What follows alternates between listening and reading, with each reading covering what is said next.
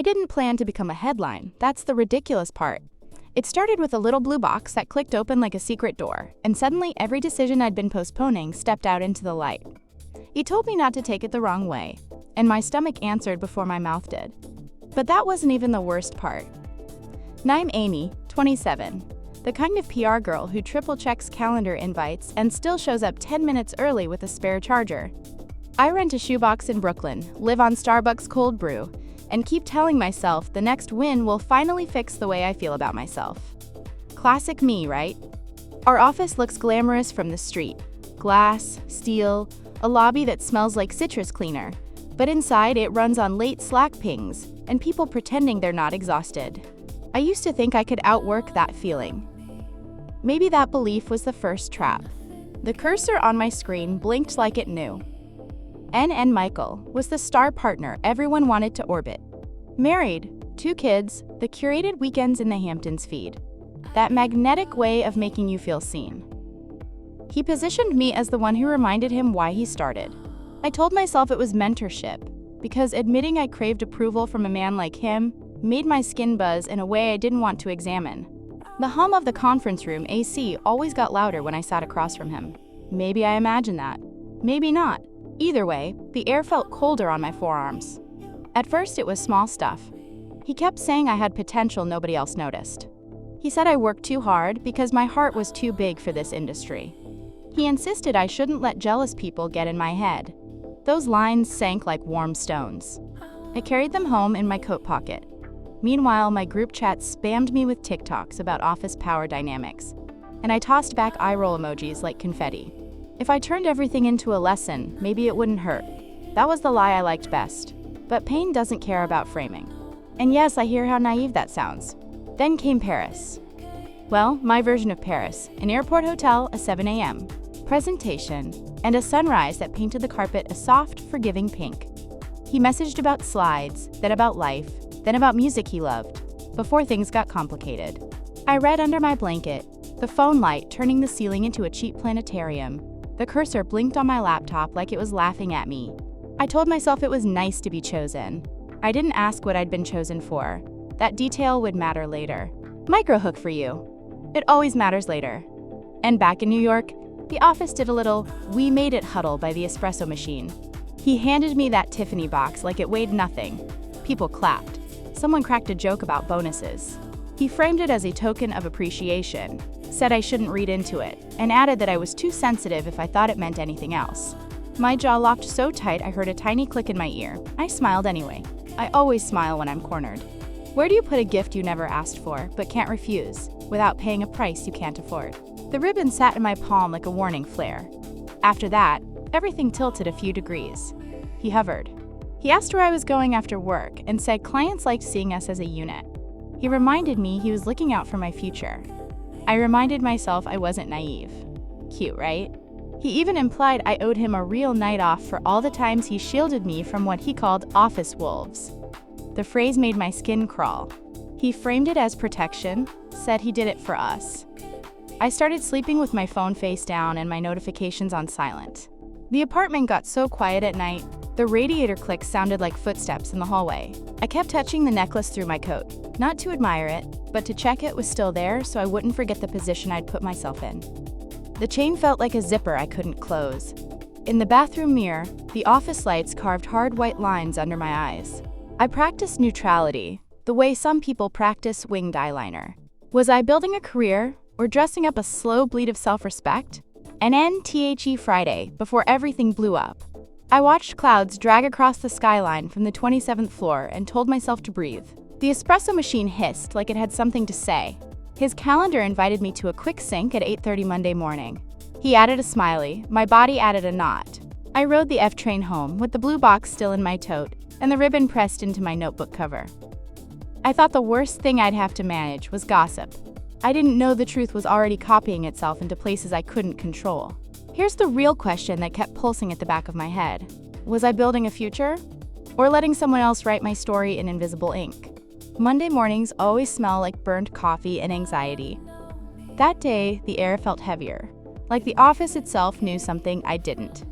The hum of the fluorescent lights, the clatter of keyboards. It all sounded slightly offbeat, like a song played a half step too slow. I remember thinking, maybe I'm just tired. But then people stopped talking when I walked past. That's never just tiredness. That's Slack messages blinked in the corner of my screen, vanishing whenever I tried to read them. The head of HR popped her head out of her office and smiled. Tight, polite, like her face was made of glass. "Amy, could you come in for a minute?" she said. My stomach folded in on itself. I thought maybe a client had complained. I wish it was that simple. Then inside, Michael was already there, sitting too straight in one of those ergonomic chairs everyone pretends are comfortable. His face looked carved out of the same gray as the walls. No smile, no warmth, just calculation. He wouldn't even meet my eyes. There was a folder on the desk, printed emails sticking out, and I saw the word Tiffany before she flipped it shut. That's when my hands went cold. I didn't have to open it. I already knew. NNHI's wife, Claire, had found the receipt. Not just the receipt, though. The iCloud sync had caught everything. His personal messages, his dumb little "only wear it when we're alone" text, the confirmation email from his corporate account. It wasn't even hidden well. The irony? The same transparency tech he bragged about during client pitches had blown up his double life. The cloud doesn't care about your narrative. It just copies. NNTHEHR woman kept saying things like, "This is an unfortunate misunderstanding, and we just need to clarify boundaries." Michael finally looked at me, whispered that I should tell them it was a team gift, that he was just being generous because the company hit its quarterly goal. He said it fast, like he was explaining a weather forecast, not rewriting reality. My jaw locked again. I realized that was my body's default around him, tense, contained, waiting for the impact. He added, "It's for both our sake." Like we were partners in a crime I hadn't agreed to commit. And I heard myself say no. Just that. One word, small but sharp. The room went still enough to hear the air vent buzzing. I could feel the pulse in my wrists. He blinked like I'd just malfunctioned. He'd built a whole world where I wouldn't dare contradict him. But I had a copy of that same receipt, printed weeks earlier, tucked into the back of my planner because something in me never fully trusted him. Maybe intuition isn't some mystical thing. It's just the version of yourself that's still fighting to stay visible. NNSO. I pulled the paper out of my bag and slid it across the table. It landed like a playing card in a poker game, where everyone suddenly realized the stakes. No one spoke. He looked at me like I'd betrayed him. That part almost made me laugh. The HR woman finally muttered something about internal review. I stood up before she finished. My hands were shaking, but my voice came out steady when I said, "I'm not part of this story anymore." NTHE walk out of the building felt longer than usual. My heels echoed on the marble floor, too loud, too final. The security guard nodded like he knew, but didn't want to. I left the necklace on the reception desk, no note, no drama, just the blue box sitting on top of a stack of glossy magazines with his face on the cover. That image stuck in my head. His name embossed in gold letters, my fingerprints on the lid. A frame inside a frame. Perfect PR symmetry. Outside, the city noise hit me like static. Traffic, sirens, the smell of street pretzels. It all felt more real than anything I'd lived in months. I walked to the nearest Starbucks, ordered something I didn't even taste, and stared at my reflection in the glass. My makeup had cracked near my temple, a thin line like a fracture. I took a photo. Not to post, just to remember. The caption in my head said, version 1.0, system rebooting. NNBY noon, my Slack had been deactivated. My corporate email too. The silence on my phone felt both terrifying and holy. That night, I slept without the necklace for the first time in weeks. My neck felt lighter. Empty, but lighter. The imprint of the chain was still there, a faint red line, like punctuation on skin. Maybe that's what the end of denial looks like. Not a dramatic speech, just a mark that fades slower than you expect. NNBUT. Here's the thing. I thought walking away was the hard part. I didn't realize the story wasn't done with me yet. The thing about scandal is that it doesn't hit you all at once. It unravels in small, humiliating doses. The first was a text from a coworker that just said, "You okay?" No punctuation, which somehow made it worse. Then a LinkedIn connection request from a journalist whose name I recognized. Then, My favorite part. The sudden flood of, "We're so proud of you for speaking up," messages from people who'd spent months pretending not to see what was happening right in front of them. Corporate empathy moves faster than lightning when it's safe. NNBY Wednesday. Michael's name had vanished from the company website. Personal leave, the press release said. Translation: the board told him to disappear quietly. HR sent an email reminding everyone about professional boundaries and gifts of appreciation. No one said my name, but they didn't have to. The whisper network filled in the blanks. The look people gave me in Trader Joe's that week. Recognition mixed with discomfort said enough, I'd become a story, and not the kind you get to control. And I kept replaying that meeting in my head. The part where he said I was too sensitive. I used to wear that label like armor, thinking it meant I cared too much in a world that rewards numbness. Now I saw it for what it was, a leash. If someone can convince you that feeling is weakness, they can sell you anything, even guilt that isn't yours. For a while, I stayed inside. I'd wake up, make coffee, scroll aimlessly, close every app after 2 minutes. The radiator hissed. The walls felt thinner than ever. I opened my laptop one night to update my resume, but the cursor just blinked at me like it was waiting for a confession. My planner still had the faint outline of that folded receipt. The page creased like scar tissue. Every time I flipped past it, my chest tightened. Then came the part one didn't expect. Claire, his wife, emailed me. Not rage, not threats. Just a single line. Thank you for confirming what I already knew. No attachments, no emojis. I stared at it for 20 minutes, then deleted it, then restored it, then deleted it again. The shame wasn't about what happened. It was about realizing how small I'd made myself to fit into someone else's narrative. There's no HR policy for that kind of damage. A week later, I found myself back near the office, purely by accident. The building looks sterile and hollow, like a stage after the actors have left. Through the glass, I could see a new receptionist, a different magazine stack, the same smell of citrus cleaner bleeding out into the street. I wondered if anyone remembered the sound of my heels echoing that morning. Probably not. That's the cruel beauty of corporate life. It forgets fast. Still, part of me missed the noise. The Slack pings, the espresso machine's hiss, even his stupid quick sync invites. It wasn't nostalgia, exactly. It was withdrawal. Power dynamics have a chemical taste. Once you've been in someone's gravity field, the silence afterward feels unnatural. I tried replacing it with podcasts, long walks, bad Tinder dates. None of it worked. Every sound felt too loud, every room too empty. One night, I found the necklace again. I thought I left it at reception, but apparently someone returned it to my mailbox. No note, just that Tiffany blue like a ghost in cardboard. I stared at it under the kitchen light. For a moment, I considered selling it. But no, it wasn't about money. I opened the box, looked at the tiny silver chain, and realized it was never about him either. It was about what I'd been willing to trade for approval. I dropped it into my kitchen sink, turned on the water, and watched it spin until it disappeared down the drain.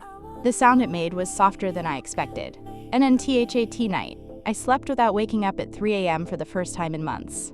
The apartment was quiet, except for the low hum of the fridge and the city traffic below. I remember thinking, maybe the real proof wasn't the receipt. Maybe it was the moment I stopped apologizing for existing in the wrong story. NNBUT the next morning, an email popped up in my inbox. No subject line, just one sentence. We need to talk about the statement you're making online. I didn't even realize I'd posted anything that could be called a statement. It was a comment. One line, under an article about workplace ethics. Sometimes the silence after the truth is louder than the scandal itself. That's it. No names, no company tags, nothing traceable. But apparently, that was enough to rattle someone. Truth has a way of echoing in the exact rooms it wasn't invited to. NNTHE email came from HR's legal rep, some guy named Evan I'd never met. His tone was sugar-coated threat. All, we'd appreciate clarification and potential reputational implications. Translation, shut up. I stared at this screen, my pulse thudding in my neck. For a second, I almost replied. I almost wrote something polite and compliant. Then I laughed. One of those tired, cracked laughs that sound like someone else's voice. I closed the email and never answered. What were they going to do? Fire me twice? NNTHE. Funny thing about losing everything you thought mattered is how much air it clears out. My apartment felt bigger. I started noticing little things again. The way the morning light cut across my wall, the sound of the neighbor's kid dragging his backpack down the hall, the smell of burnt toast from the diner downstairs. Real life doesn't care about your career arc.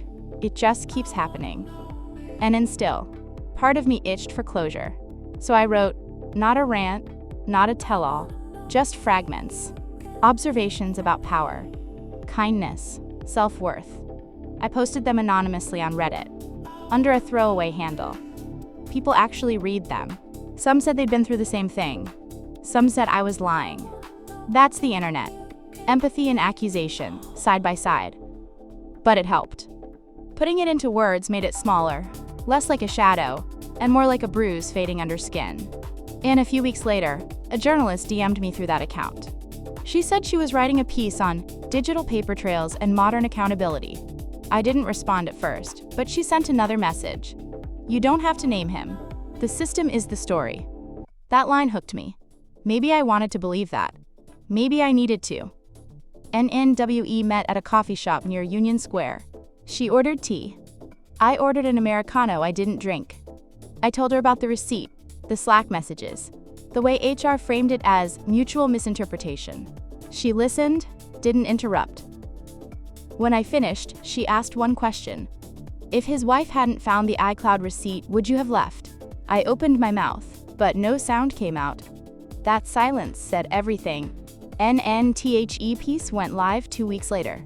My name wasn't in it, but my words were stripped of specifics, shaped into something cleaner, sharper. It wasn't revenge, it was translation. Seeing it out there, detached from my shame, felt like exhaling after holding my breath for too long. The comment section was chaos, of course, half support, half suspicion. But one comment stuck with me. Funny how honesty always costs the person with less power the most. Yeah, that one burned. And Michael never reached out. Not a word. Someone told me he'd moved to a, quote, private consultancy role, classic rebrand. Claire filed for divorce. I only know because I saw it in the public records feed at work one night while doom scrolling. I didn't feel satisfaction. Just a weird kind of calm. The system had cleaned itself up the only way it knew how. By moving on, one rainy afternoon, I passed our old office building. Through the glass, I saw a new team gathered by the espresso machine, laughing, someone holding up a gift bag. Tiffany blue. My chest went tight, but not from fear this time, just recognition. Patterns repeat until someone refuses to play the part. Maybe that was my only real win. NNTHAT night. I opened my window, let the city air in, and whispered,